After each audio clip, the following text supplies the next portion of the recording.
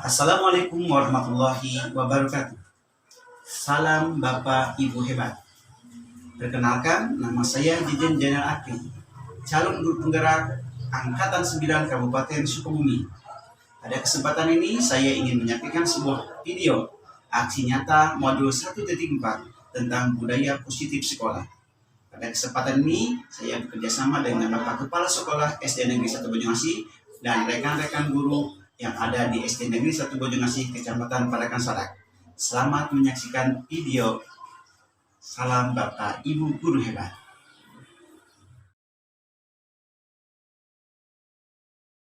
Bismillahirrahmanirrahim. Assalamualaikum warahmatullahi wabarakatuh. Alhamdulillah, pada kesempatan siang ini kita akan melaksanakan nominasi tentang budaya positif yang ada di sekolah dengan penerapan budaya positif di sekolah. Jadi di sekolah ini Bapak Ibu, kita akan menerapkan budaya positif, yang mana budaya positif ini adalah yang menjadi pendidikan dari calon guru penggerak yang telah kami lakukan.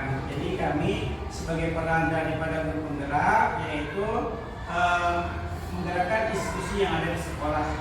Jadi pada hari ini kami akan melaksanakan atau saya akan melaksanakan diseminasi penerapan budaya positif yang ada di sekolah. Ya, kita lanjut pada selanjutnya. Nah, ini adalah lagunya.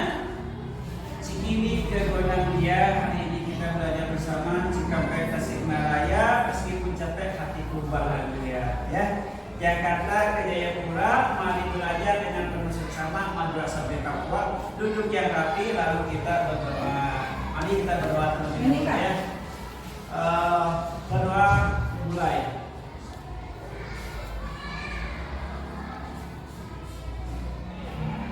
Selesai.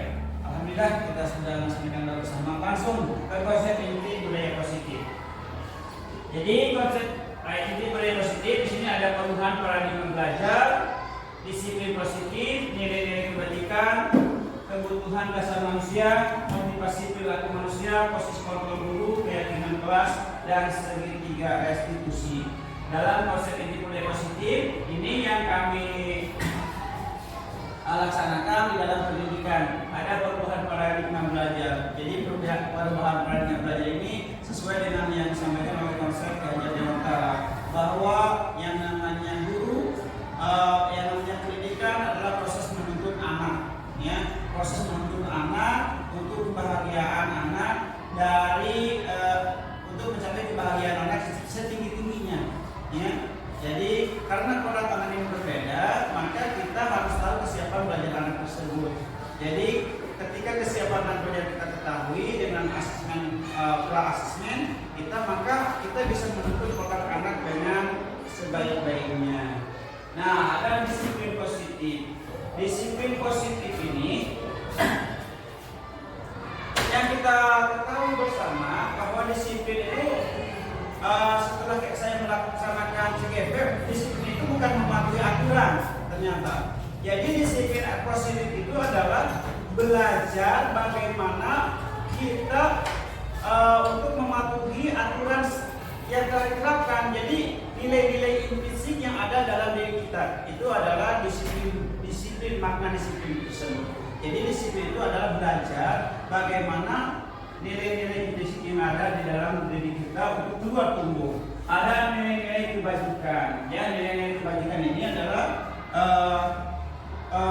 yang disepakati oleh bersama, menjadi sebuah kesepakatan bersama. Ada kebutuhan dasar manusia, ada 5. Nanti saya jelaskan langsung saja ya. Ada motivasi perilaku manusia dan sebagainya. Ini pembelajaran dengan paradigma baru. Pembelajaran dengan paradigma baru merupakan yang dirancang berdasarkan prinsip pembelajaran berdiferensiasi, sehingga para peserta didik belajar sesuai kebutuhannya berdasarkan tahap perkembangan sesuai teori psikologi modern untuk mewujudkan profil belajar Pancasila. Ini pembelajaran dengan paradigma baru, ya. Jadi merupakan pembelajaran yang dirancang berdasarkan prinsip pembelajaran berdiferensiasi, ya.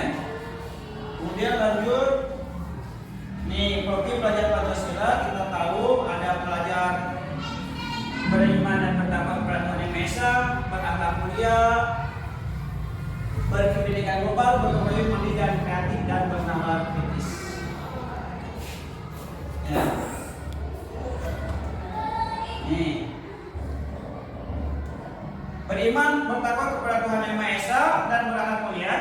Jadi pelajar yang berakhlak dalam hubungannya dengan Tuhan Yang Maha Esa, memahami ajaran agama dan menerapkannya dalam kehidupan sehari-hari. Penerapannya dalam kehidupan sehari-hari ini adalah konsep dari beriman, bertakwa kepada Tuhan Yang Maha Esa dan berakhlak mulia.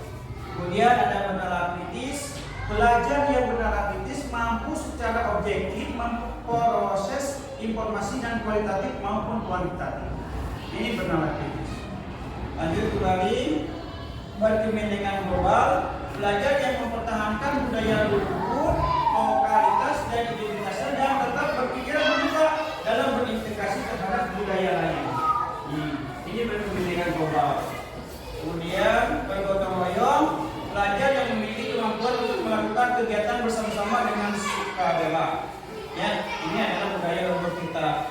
Dari zaman dulu kita sudah melakukan bergotong royong. Dan ada lagi topik pelajar Pancasila selanjutnya adalah mandiri. Jadi pelajar atau siswa yang bertanggung jawab atas proses dan hasil belajarnya, kemandirian. Dan kreatif, pelajar yang kreatif mampu memodifikasi dan menghasilkan sesuatu yang orisinil, ya, bermakna, bermanfaat dan berdampak. Nih, lanjut. Ini Merdeka menurut Ki Dewantara. Jadi menurut Ki Dewantara, merdeka itu adalah tidak hanya terlepas dari perintah, ada berarti juga cek buat pemerintah diri sendiri. Jadi tidak terlepas dari perintah, tapi kita buat pemerintah diri sendiri. Ini menurut Ki Dewantara. Kemudian miskonsepsi tentang teori kontrol. Ini teori kontrol, Bapak Ibu semua, ada ilusi guru kontrol mengontrol murid. Semua, ada ilusi guru kontrol mengontrol murid. Ilusi bahwa semua pengamat peserta itu yang bermanfaat. Ilusi bahwa kritik mampu rasa bersalah, mampu menguatkan karakter. Ilusi bahwa orang dewasa memaksa. Ya. Jadi ilusi guru mengontrol murid ini ketika guru mengontrol murid seolah-olah itu adalah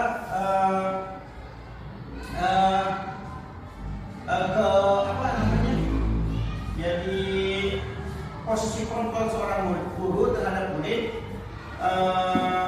kalau diilustrasikan seperti tangan tertutup dan terbuka, ya. Jadi ini ada permainannya, nanti kita lanjut ke permainannya, posisi kontrol anak.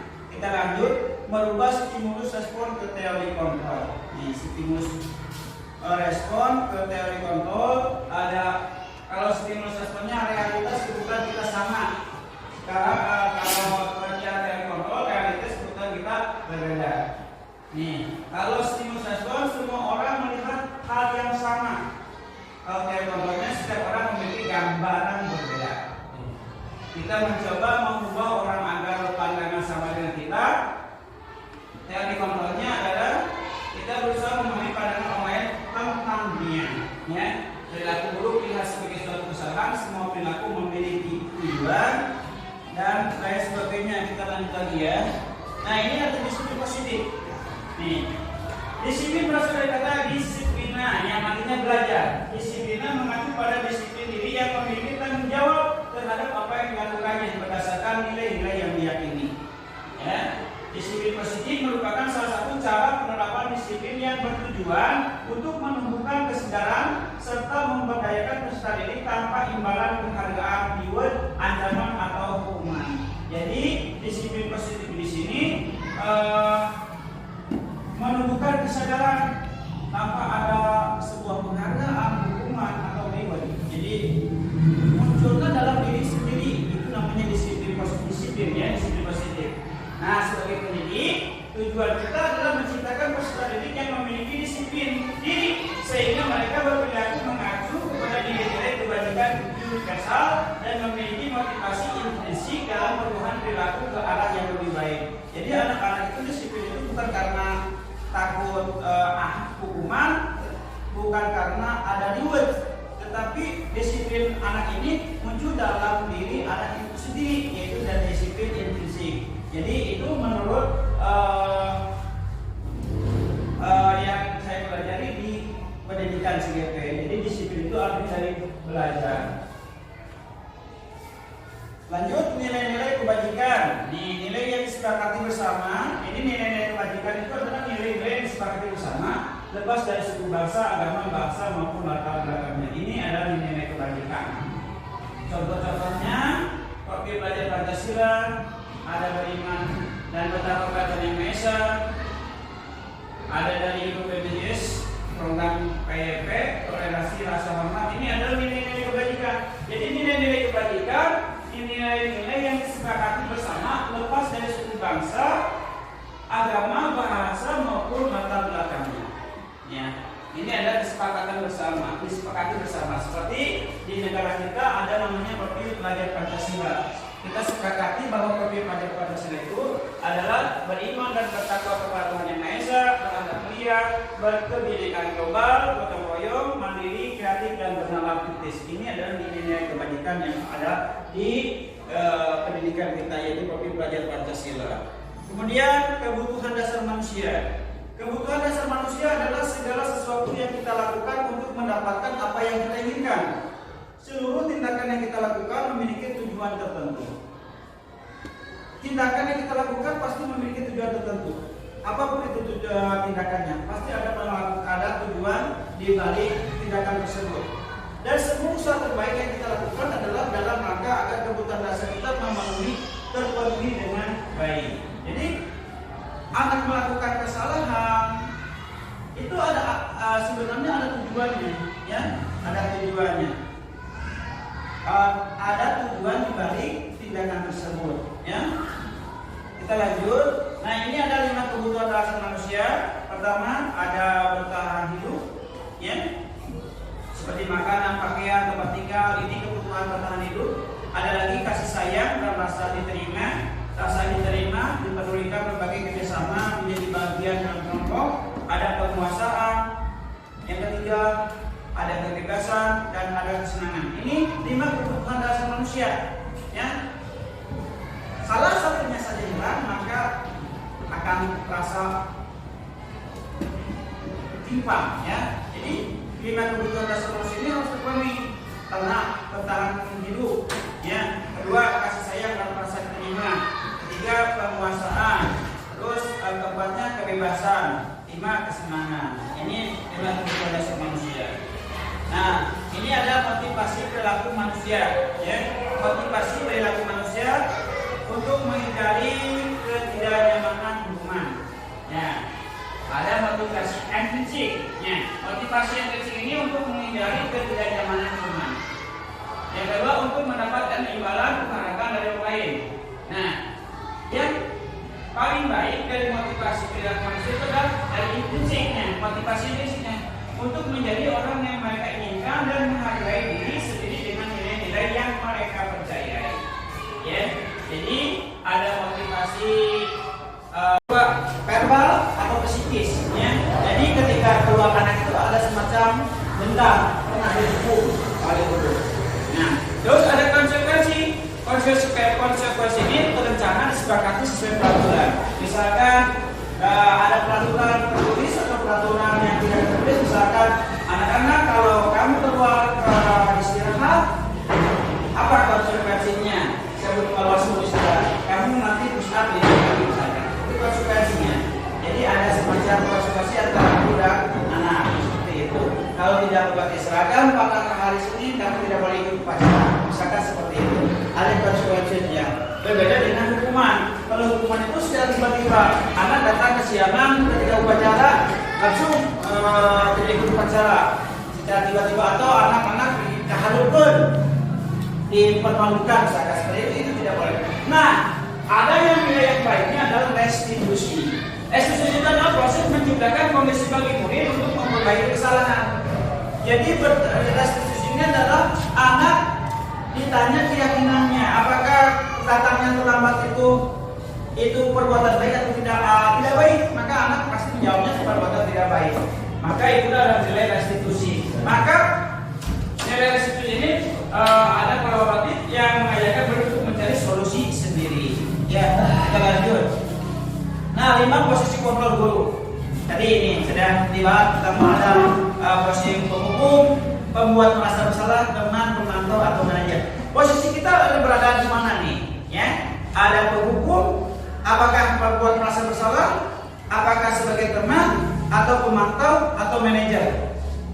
Ya, posisi kita berada di mana nih? Nah, contoh penerapan 5 posisi kontrol guru.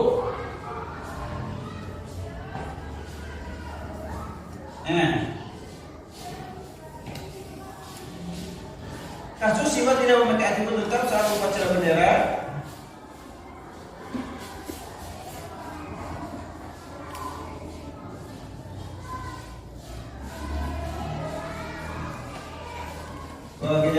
Saya terangkan dulu tadi yang ini, yang penghukum.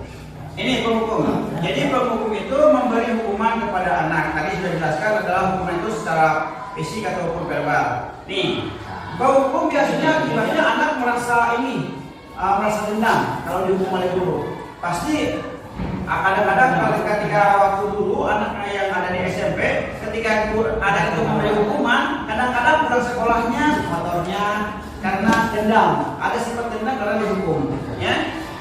Terus hukuman ini biasanya anak merasa bersalah, tapi tindakannya langsung ada timbal balik dari anak ini. Terus ada posisi kontrol nomor 2 yaitu pembuat merasa bersalah. Sebenarnya anak dibuat merasa bersalah. Apakah kita sudah melakukannya? Ini padahal yang setelah saya lihat pendidikan di CGP bahwa pembuat merasa bersalah ini lebih baik guru menjadi pembuat penghukum daripada pembuat merasa bersalah terhadap anak. Ini posisinya lebih menekan. Jadi misalnya seperti ini, ibu tuh udah capek, saya tuh udah capek. Kenapa kalian tidak ngerti? Kan anak dibuat merasa bersalah seperti itu. Jadi ketika anak dibuat merasa bersalah seperti itu, anak pikirannya tertahan, meluapkan emosinya tidak, sehingga pikiran-pikiran ini akan lebih berbahaya ketika perasaan-perasaan mengendap di dalam diri anak karena merasa bahwa dirinya bersalah. Dan yang menyalahkannya itu adalah guru. Walaupun dengan kata-kata sindiran, misalnya seperti itu ya, dengan kata-kata lembut, tapi posisinya itu membuat merasa bersalah terhadap anak. Ini lebih berbahaya daripada posisi guru sebagai penghukum. Kemudian ada posisi sebagai teman. Nih, posisi sebagai teman. Saya ibaratkan gini, ketika guru sudah akrab dengan muridnya di kelas, misalkan di kelas 5A, saya akrab dengan murid, posisi teman nih. Tetapi ketika anak naik ke kelas 6, karena sudah terbiasa dengan guru kelas 5 misalkan, karena posisi guru dengan muridnya setengah, jadi ketika siswa naik ke kelas 6 itu seolah-olah ingin belajar lagi dengan guru kelas 5, ingin lagi belajar kelas 4 dengan guru awal, karena posisi guru terhadap siswa adalah sebagai teman dengan keakrabannya itu sendiri, ya. Dan ada lagi posisi pemantau. Pemantau itu posisi yang memantau, ya, memantau kepada siswanya. Dan yang kita harus lakukan ternyata posisi kita sebagai manajer. Bagaimana posisi manajer ini? Posisi manajer adalah menempatkan diri kita sebagai teman bisa, sebagai pemantau bisa, tetapi kita lebih kepada nilai-nilai restitusi. Nanti kita akan terapkan nilai restitusi selanjutnya. Kemudian ada ini contoh penerapan 5 posisi kontrol guru. Hormat pada siswa. Kasus, ini ada kasus siswa tidak memakai atribut lengkap saat upacara bendera. Misalkan ini kasusnya gini, siswa tidak memakai atribut lengkap saat upacara bendera. Nih, kalau penghukum, posisi penghukum, hormat pada bendera selama 1 jam. Ini posisi guru sebagai penghukum. Ada siswa tidak lengkap memakai saat upacara. Siswa diperintah oleh guru, posisi guru sebagai penghukum, hormat pada bendera selama 1 jam. Nah, saat posisi kita membuat merasa bersalah dengan kata-kata halus misalkannya, berapa kali ibu bapak harus memberitahu kamu kamu selalu saja mengecewakan bapak ibu. Jadi ada merasa anak bersalah, ya? Ada merasa anak bersalah. Kemudian bagaimana posisi sebagai teman? Ketika ada anak memakai atribut lengkap, tidak memakai atribut lengkap saat upacara bendera, ayo dong ikuti aturan sekolah. Tolong bantu ibu apa ya sekali ini. Ada instruksi selanjutnya. Kemudian ada ini contoh penerapan 5 posisi kontrol guru. Hormat pada siswa. Kasus ini ada kasus siswa tidak memakai atribut lengkap saat upacara bendera. Misalkan ini kasusnya gini. Siswa tidak memakai atribut lengkap saat upacara bendera. Nih, kalau penghukum, posisi penghukum, hormat pada bendera selama 1 jam. Ini posisi guru sebagai penghukum. Ada siswa tidak lengkap memakai saat upacara. Siswa diperintah oleh guru, posisi guru sebagai penghukum, hormat pada bendera selama 1 jam. Nah, saat posisi kita membuat merasa bersalah dengan kata-kata halus misalkan ya. Berapa kali ibu bapak harus memberitahu kamu selalu saja mengecewakan bapak ibu. Jadi ada merasa anak bersalah, ya? Ada merasa anak bersalah. Kemudian bagaimana posisi sebagai teman? Ketika ada anak memakai atribut lengkap, tidak memakai atribut lengkap saat upacara bendera, ayo dong ikuti aturan sekolah. Tolong bantu ibu apa ya sekali ini. Ya sudah, tidak apa-apa, dan kali jangan sampai berbuat seperti ini lagi ya. Jadi posisi teman itu sempat keakraban guru dan anak ya. Jadi ayo dong ikuti aturan sekolah. Tolong bantu ibu apa ya sekali ini. Ya sudah, tidak ada apa-apa, dan kali jangan sampai berbuat seperti ini lagi. Nah kalau bagaimana kalau posisi pemantau? Pemantau itu kamu sudah melanggar peraturan sekolah. Kamu sudah melanggar peraturan sekolah. Kamu tahu konsekuensinya. Nah, setelah upacara kamu kembali atributnya ke koperasi dan jangan diulang lagi. Ini posisi sebagai pemantau. Nah, bagaimana sebagai posisi manajer? Posisi manajer adalah apakah kamu tahu kesalahanmu? Kira-kira bagaimana kamu memperbaiki kesalahanmu? Nah, seperti itu adalah posisi manajer. Nah, saya kecewa. Ini posisi kontrol apakah aku? Saya kecewa sekali dengan kamu. Ya. Baik, kita lanjut. Keyakinan kelas. Nah, kita akan keyakinan kelas. Keyakinan kelas. Mengapa keyakinan kelas? Mengapa bukan peraturan kelas? Jadi ibu bapak semua sekalian. Jadi ternyata ada keyakinan kelas, ada peraturan kelas. Dan seharusnya kita itu yang melakukan kepada anak itu adalah keyakinan kelas. Kenapa bukan peraturan kelas? Kalau peraturan kelas biasanya anak-anak lupa atau suka melanggar. Tetapi kalau keyakinan kelas adalah muncul dalam hati anak bahwa itu ada sesuatu yang diyakini. Jadi kita alangkah baiknya kita menggunakan keyakinan kelas. Nih, pembentukan keyakinan kelas bersifat abstrak berupa pernyataan universal dibuat dalam pernyataan positif sedikit saja agar mudah diingat sesuai dengan kondisi dalam kelas dan sekolah, ya, sehingga mudah diterapkan sesuai dengan kondisi kelas dan sekolah, sehingga mudah diterapkan semua warga sekolah berkelas dilibatkan saat membuka keyakinan kelas. Nah, ini membentuk keyakinan kelas, ya, gambar-gambarnya seperti ini. Keyakinan lebih mempercayakan seorang menjadikan diri sebagai pelajaran. Nih, contohnya peserta ini membaca keyakinan kelas yang telah mereka sepakati. Contoh lain keyakinan kelas, hormat. Kami meyakini bahwa sangat penting untuk menghormati semua orang dan barang milik orang lain bekerja. Ya, bekerja. Kami meyakini bahwa sangat penting untuk mengerjakan segala pekerjaan atau mengikuti kegiatan yang telah ditugaskan. Diterima dan dimiliki, kami meyakini bahwa sangat penting untuk merasa diterima pada suatu kelompok dan saling bersatu satu sama dengan yang lainnya. Ini restitusi. Ini yang terakhir ya. Restitusi merupakan proses menciptakan kondisi bagi murid untuk memperbaiki kesalahan mereka sehingga mereka bisa kembali pada kelompok mereka dengan karakter yang lebih kuat. Ini menurut dosennya.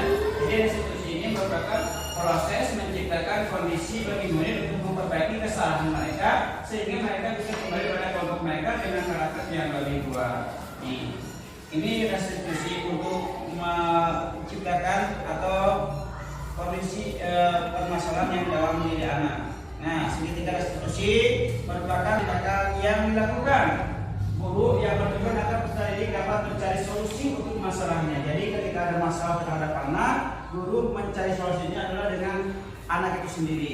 Guru hanya bersikap sebagai manajer untuk tujuan permasalahan anak bisa selesaikan oleh anak itu sendiri. Itu adalah tujuannya. Jadi dapat berpikir tentang orang seperti apa yang mereka inginkan, tahu bagaimana mereka harus memperlakukan orang lain, menjadi lebih memiliki tujuan, disiplin positif, dan memulihkan dirinya setelah berbuat salah, serta menjadi orang yang menghargai nilai kebajikan yang mereka percayai.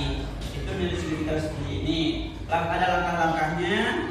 Suatu proses dialog. Jadi restitusi itu adalah suatu dialog terhadap anak ketika misalkan anak terlambat. Posisi kita tidak sebagai penghukum tetapi sebagai manajer. Jadi ditanya kepada anak, kenapa terlambat? Apakah kamu akan terlambat kembali? Seperti itu. Jadi nilai-nilai apakah keterlambatan ini baik atau tidak baik? Jadi proses anak itu ketika melakukan kesalahan itu tidak dihukumi atau tidak merasa bersalah, tetapi diposisikan kepada keyakinan kelas yang telah dibuatnya, seperti itu. Ini adalah langkah-langkahnya adalah validasi tindakan yang salah, menanyakan keyakinan dan menstabilkan identitas, validasi tindakan yang salah, dan ketiga menanyakan keyakinan. Ini tahapannya. Jadi menstabilkan identitas berdasarkan prinsip membuat kesalahan adalah bagian dari proses pembelajaran. Berbuat salah itu wajar. Jadi ketika anak ada kesalahan, berbuat salah itu wajar. Tidak ada yang manusia sempurna. Ibu bapak juga pernah melakukan itu. Ibu bapak tidak mau mencari siapa yang salah, tetapi ibu juga ingin mencari solusi dari permasalahan ini. Kamu berhak merasa begitu. Jadi itu adalah nilai ini berdasarkan prinsip menstabilkan identitas. Kemudian ada validasi